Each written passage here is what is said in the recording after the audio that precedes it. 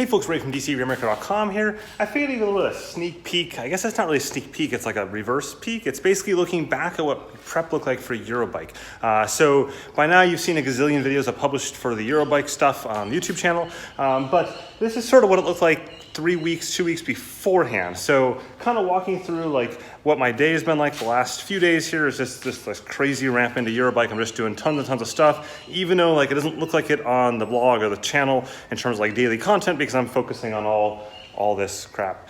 So kind of walking through, I come through my gigantic ass door right there each day, and I ride my little bike right there. Not really all that little, actually. It's a cargo bike. Very, very typical in the Netherlands or in Amsterdam to have a cargo bike for family, and we have a family of a cargo bike. So today I did not have to bring any trainers. Yesterday I brought 3, 4, a lot of trainers over and a lot of other gear over. I've got more stuff I gotta go pick up after lunch here as well. So I just bring this in here and I can move it wherever I got. So this is the new DCR Cave. It's not anywhere near done. I basically just unloaded the moving truck into one gigantic pile and called that done. So it's a very industrial space, but actually upstairs is like an office-y sort of space. So that's got to get all remodeled. So we're gonna leave up there for right now, and that'll probably take a little while. So for now, I basically just like set up things down here into one big, like almost assembly line fashion. So starting off here, I've got like a desk, a IKEA desk, nothing really fancy here at all. Green screen for occasional stuff. I'm kind of mostly just working from this desk here. It's staging with devices and things ready to roll. Just a desk really. Then I've got a mechanic station there. So I've got fixing bikes, swapping bike parts. I've been swapping cranksets and all sorts of parts in the bike pretty much all week long as things kind of come in and out. I need to swap out mostly in the power meter front. I've got a Tax Neo there that I'm using for quick tests. I like it that I just don't have to have any power to it. I can just simply jump the bike on there. I trust that. I know that that's very, very accurate. So I'm good there. Continuing down, I've got the unboxing station, another IKEA table. I use a lot of IKEA stuff in here. So I had unboxed yesterday, I think it was, the Headwind. That's the new Wahoo, really expensive fan. I even got right here a wind speed monitor. I was kind of playing with that a little bit. So I've been shooting here. Right now I moved all the cameras over to there, which is sort of the trainer area where I'm shooting videos and some of the trainer unboxing. So I've got like another trainer here I've got to unbox and get rolling.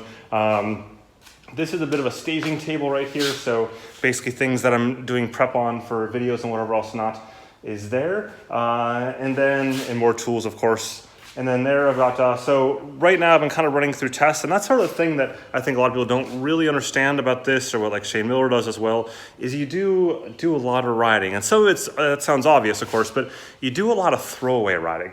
So let me kind of explain here. So I unboxed the Kicker yesterday, and I did some like just brief tests and stuff on that. I also unboxed the Drivo 2 yesterday as well. That's down there. And then, of course, the Headwind and all this stuff. And so I did like unboxing videos of both of those down on the ground there, and setup videos and all that kind of stuff done. So an initial like riding on Zwift and kind of showing how that basic stuff works. So both of those videos are all done. They haven't been edited. That'll be sometime. But in the case of the Drivo there, the Drivo from Elite, I had some problems with the accuracy. It was just really weird. It was like 20, 30 watts high, which didn't make a lot of sense because that's like a super accurate trainer. I've never had that problem before. So I emailed them last night and said, hey, what's up? And we had a conference call this morning, and we ended up doing some more test rides this morning, and like it was flawless this morning. Once I plugged it in, it was just spot on, perfect, and no one's really sure why. The calibrations yesterday, today, everything's fine. So at this point, it's fine, but those are like throwaway rides. So like the ride I did last night isn't really useful or usable for anything. And then the ride this morning on the test with them after the conference call was also kind of a throwaway ride to see, there's like 10 or 15 minutes to see how things work. And then I finally got to the rides with a trainer road. I was doing 30 by 30 test rides. And so I did the first one on Amp Plus, and that was weird. Like it wasn't quite as responsive as I'm used to on trainer road. And so I thought about it. I'm like, you know what? I've done actually most of my trainer road tests for the 30 by 30 with Bluetooth Smart instead for almost all the trainers. So I then switched over into the same test again on Bluetooth Smart, and that was like flawless. So I think that's really just more of a trainer road Bluetooth Smart Amp Plus thing more than necessarily a a elite thing. So anyways, but like you can see how I've now done 4 rides on this trainer, just in terms of like getting the basics figured out. And so that's where a lot of the time goes. That's where things that it's hard to explain in a video or in a post how many rides you really do.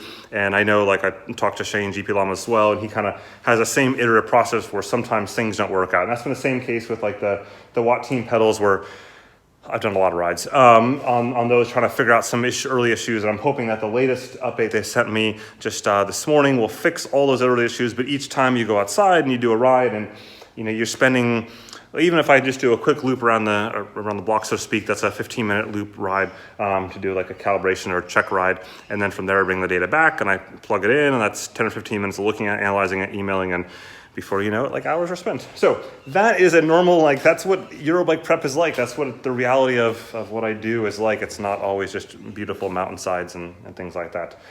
So anyways, left today still, I'm gonna keep on running all day long, basically indoors. It'll be exciting. So I've got this now to bring over to Zwift. I'm gonna do a Zwift ride for 30-40 minutes on that, and the same on this. Then do 30x30 tests on the kicker, and then shoot closers and all that kind of stuff, either today or tomorrow here on the equipment, and repeat it all again for the trainer and whatever else trainers show up this week. It's busy. So that is like what Eurobike looks like. And then I also then take all the boxes and I stick them in the storage area back there. So I have them organized so that when I'm done with the trainers, I can send them back to all these companies and know where they all go. Otherwise they sit around forever because they don't have space for things. So that's one of the coolest parts. It sounds like silly, but one of the things I'm most excited about with this new space is having tons and tons and tons of space, so I can have like the shipping back process really organized, because previously my shipping back process was in big batches based on when I had time to do it. So I just threw everything in a corner and like dealt with it in big batches because I hated international shipping so much. Now I can have it super organized, and basically as like the DHL and whoever guys come over, I can just give them the new box and be off and running, versus in the past I had to schedule pickups and they usually never came, and I had to go across town on a bike, and again, welcome to my life. So that's what Eurobike looks like. This is the reality of Eurobike, or pre-Eurobike stuff for me, and I think other people in the cycling industry that are doing this sort of thing. Anyways, hope you enjoyed this little bit of behind the scenes tour. Again, one shot on my cell phone, nothing fancy. So sorry if there's a little bit of shake there. It's just kind of holding the cell phone and my arm getting tired. Anyways, whack that like button if you found this interesting. Maybe I'll do more of this in the future. Have a good one.